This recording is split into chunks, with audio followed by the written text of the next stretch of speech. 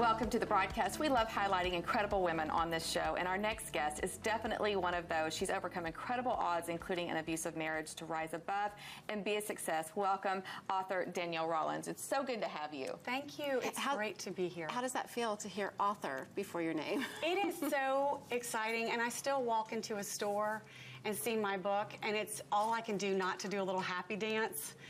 You know, and I still am like, that's my book, it's my name on it, and it's still very surreal. Things are so wonderful for you right now, but several years ago, things looked really bleak.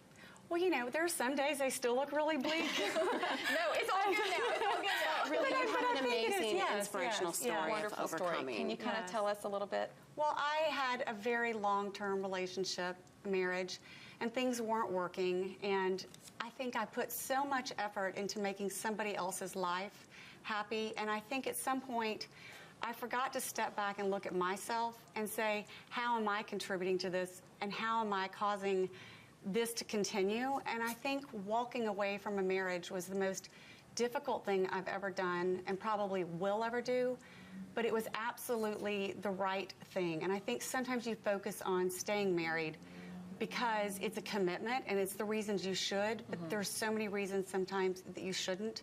And I didn't want my children watching that, and I didn't want to get to the end of my life someday and think, why didn't I do something different? Because I couldn't control his behavior, but I could control mine. It's interesting what you say about, you know, you were spending so much time trying to make his life better. And I think as women, we do that, right? I don't know if it's like the way we're raised or society tells us, like, be a good wife, be a good mother, make a good home, look past indiscretions, you know, keep your mouth shut, like those kind of things. And, you know, pick the rug up, sweep it under it, Carry make on. it all really Just pretty. carry And on. I joke that my book should probably be called What to Do When Everything in Your Life is Falling Apart. Just make it look really pretty. Right, because that's what Southern women do. It is. And you're a Texas girl. I am. You're now residing in Georgia, but and specifically, you were coming from an abusive marriage, and more times than not, those are the relationships that are the most hard for women to leave.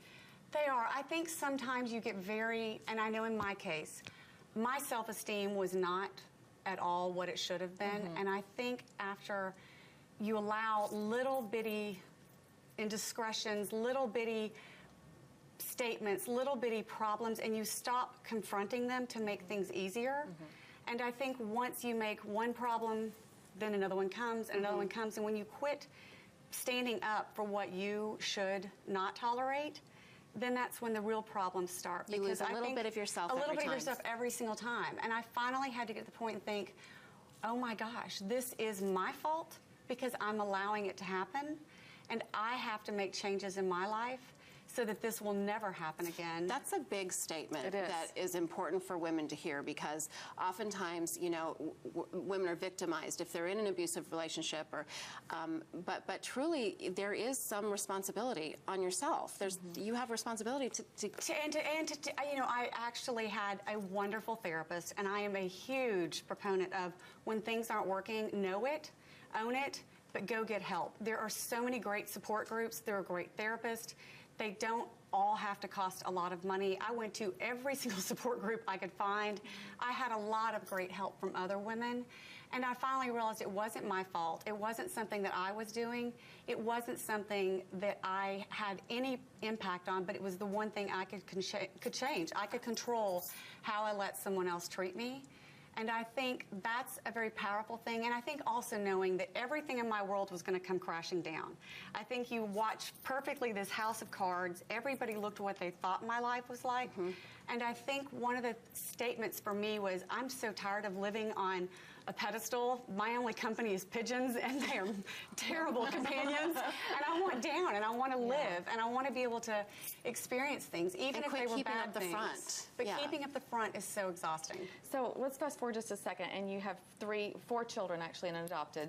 And so you get this divorce, and somehow you have to figure out how to carry on and make something purposeful out of your life. Absolutely. You have created an entire career now. How did you find the courage to go forward and find that? You know, I'm not sure courage is the right word. I think sometimes you start rolling and you don't know when to stop. But I had the opportunity to do this book. I wanted to do something that was beautiful, because sometimes when things in your life aren't pretty, focusing on the end game of what really is pretty, whether it is a flower arrangement, I love that. whether it's table settings, those were Yep. the things that I could control. They bring you joy. You were They just did. looking for some joy. Yeah. And I wanted to be able to bring joy to other people and to show that there are so many beautiful moments in life. And the reason I love entertaining is because those are the times you put your cell phone down, you connect with other people, and you look back and you think, I don't know what I did last Tuesday, but I know what I did last Easter or I did last Christmas.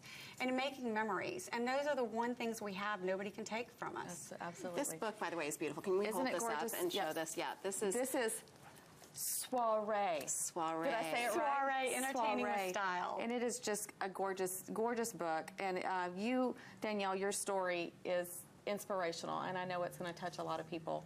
Just hearing you speak of your courage and just the will to keep going forward.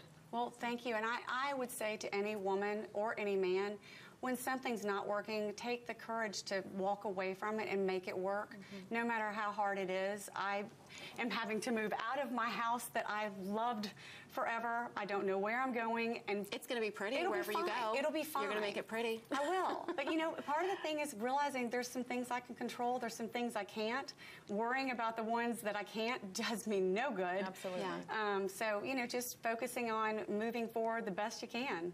It's such good advice. Danielle, thank you for sharing your story. Really, Yes, I think thank you've really inspired a lot of women to maybe get out from that situation that they feel they might be I stuck hope in. so. Yeah.